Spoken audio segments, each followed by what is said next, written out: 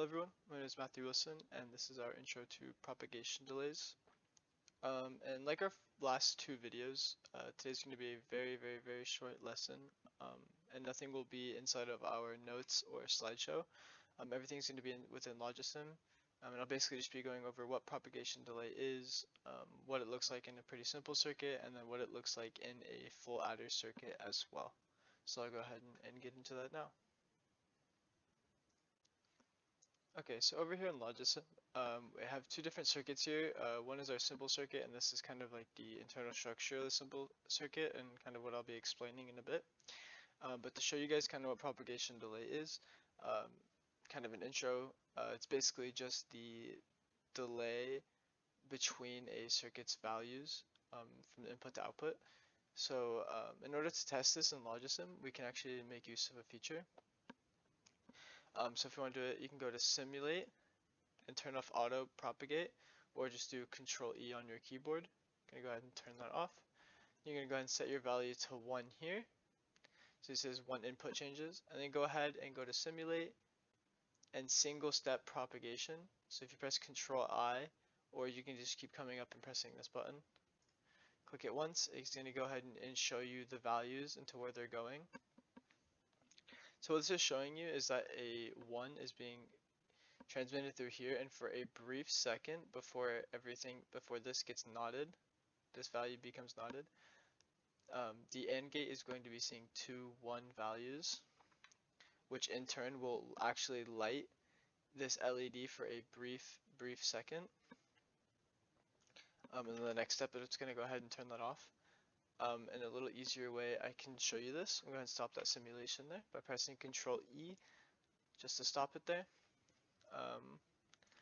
So make sure you guys here is kind of like the same sort of thing. So this output from the AND gate, once this is turned on, is showing you, kind of pauses it and shows you what's going on. So it shows you that 1, which turns on that LED. Turn it off, and then it's back to normal. Turn it back on, and it's off again. This is kind of just like an easier way. You don't really have to do the whole simulation, stop, Control E, Control I sort of thing. This kind of just shows you what it is, and this is done by using a D flip-flop, which we haven't covered in this class, but I got that off of the user's guide. And that's it for the simple circuit. And finally, we have our last circuit today, which may look pretty familiar. It's our adder 4 circuit that we created back in C3. So basically what I'm going to show you guys again is how propagation delay works in this, and kind of why it takes so long, and other special things about it. So as I stated previously, I'm going to use the shortcuts here. So I'm going to go ahead and do Control E, Control E, and then I'm going to go ahead, change my values. We're going to go, let's just enter in A1, B1, B0, and A0, and add in our C value as well. I'm going to go ahead and press that Control I, so we can see here that power is being passed into both of these full adders. And this is where things get a bit confusing. So as you can see, propagation delay is in full effect here because everything that's kind of going inside this wrapper, this full adder wrapper, is taking a while in order to produce our outputs.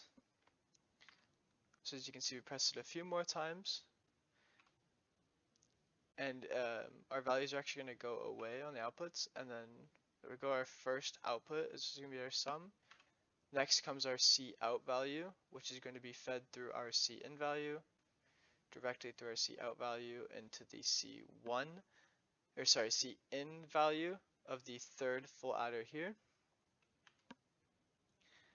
Full focus is shifted onto these two full adders here.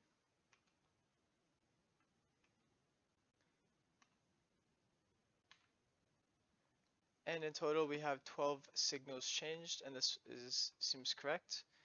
This adder here is going to add inputs 3 plus 3 because of our C in value here.